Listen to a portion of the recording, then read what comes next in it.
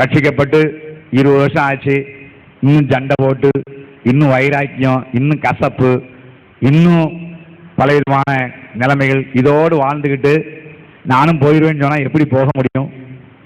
அந்த கேட்க ரொம்ப இன்னைக்கு பல நேரத்தில் நம்ம என்னன்னா டேக் இட் ஈஸியில் டேக் இட் அட்வான்டேஜ், அதாவது நமக்கு சாதகம் எடுத்து நம்ம ஆண்டவர் நம்மளை விட்டு வேற யாரை கூப்பிட போறாரு அப்படின்ற மாதிரி நமக்கு ஒரு ஃபீலிங்ஸ். அதனால எப்படி கொண்டு போயிருவாரு, எப்படி நினைச்சுவாரு, நம்மளை நினைச்சுவாரு, ஆத்தி தேத்தி நினைச்சுவாரு, கொண்டு வருவார் நினைக்கிறான். இல்ல, பைபிள் அப்படி சொல்லலை. வேத வசன சத்தியங்கள் சத்தியத்தின் பாதையில் நான் சொன்னது போல 3 விதமான படிகளை நானோடு பேச விரும்புகிறேன். 12ஆம் அதிகாரத்திலே 3 கூட்டங்களை குறித்து சொல்லப்படுகிறது. நமக்கு வேத வசனம் முக்கியம், வேத வசனத்தின் ஆதாரம் முக்கியம். இப்ப நானும் நீங்களும் எதிர்பார்க்க ஆண்டவர் வரும்பொழுது உபத்திரவத்தில் இருக்கக்கூடாது, பிரச்சனை வரக்கூடாது, எடுத்துக்கொள்ளப்பட வேண்டும் என்று விரும்புகிறோம். வாஞ்சை, நல்ல வாஞ்சை. ஏனோக்கை போல என்ன செய்யணும்? எடுத்துக்கொள்ளப்பட விரும்புகிறோம். நல்லது, ஆசை, நல்ல ஆசை. ஆனா இப்ப கொஞ்சம் திருப்புங்க பார்ப்போம். அந்த ஏனோக்கின் வாழ்க்கையை சற்று உங்களோடு நான் பேசுவேன். இப்ப நீங்க தான் பதில் சொல்ல வேண்டும். ஆதியாகமத்தின் புத்தகம் 5ஆம் அதிகாரம் 23 வாசிங்க. ஏனோக்குடைய நாளெல்லாம் 365 வருஷம் ஏனோக்கு தேவனோடு சஞ்சரித்துக் கொண்டிருக்கையில் காணப்படாமற் போனான்.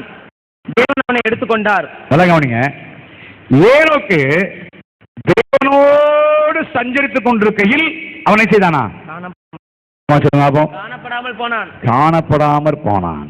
யாருக்கு அவன் காணப்படாமல் போனான்? எப்பொழுது தேவனோடு, ஆங்கிலத்தில் சொல்லப்படுகிறது he walked with God, தேவனோடு நடந்து கொண்டிருந்தானா அப்படின்னா, நீங்க கேட்கலாம், எங்களுக்கு வேலை இல்லையா, வெட்டி இல்லையா, பிள்ளைகள் இல்லையா, குடும்பம் இல்லையா அப்படின்ற ஒரு கேள்வி நமக்கு எழலாம்.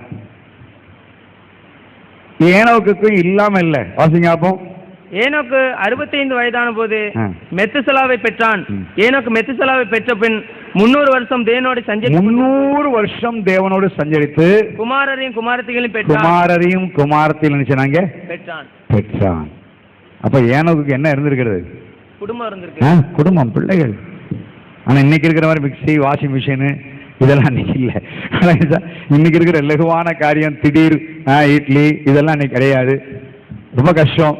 பலவிதமான சூழ்நிலைகள், எவ்வளவு பிரச்சனைகள், எல்லாவற்றின் மத்தியிலும் 300 ஆண்டுகள் அவன் தேவனோடு சஞ்சரித்தான் எழுதப்படுகிறது. குடும்பத்தோடு தான் இருந்தான். ஆண்டவர் நம்மளை அழைக்கும் பொழுது விட்டு